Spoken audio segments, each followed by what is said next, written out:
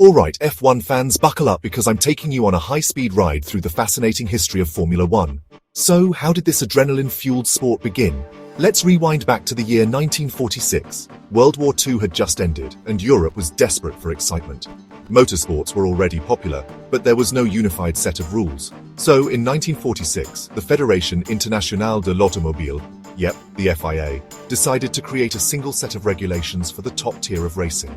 They called it Formula-1, with formula referring to the rules, and one hinting it was the pinnacle of speed and engineering. But when did the races actually start?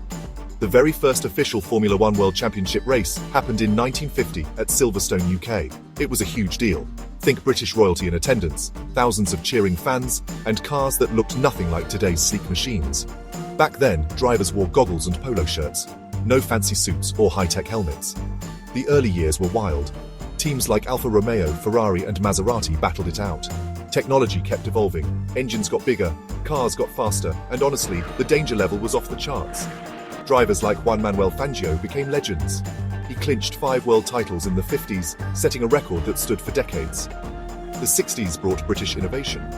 Lotus and McLaren shook up the grid with lightweight designs and cutting-edge engineering. This era also saw the introduction of sponsorships, and soon, F1 cars became rolling billboards. By the 70s, things got even faster and riskier. Aerodynamics changed everything. Suddenly, wings and spoilers were everywhere. But with speed came tragedy, and F1 started focusing on safety. Seatbelts, fireproof suits, and improved tracks became the norm, thanks to the tireless campaigning of drivers like Jackie Stewart. The 80s and 90s, absolute drama. Fierce rivalries, turbocharged engines, and icons like Ayrton Senna and Alain Prost. Technology exploded.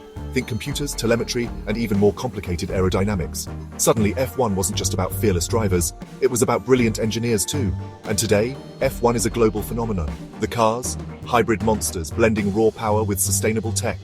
The drivers, absolute superstars with millions of fans. And the races, watched by hundreds of millions from Monaco to Singapore.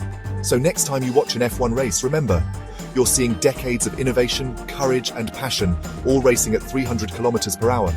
That's the story of Formula 1, a journey from wartime chaos to global spectacle. Thanks for riding through F1 history with me. If you loved this timeline, hit that like button and subscribe for more high-speed stories.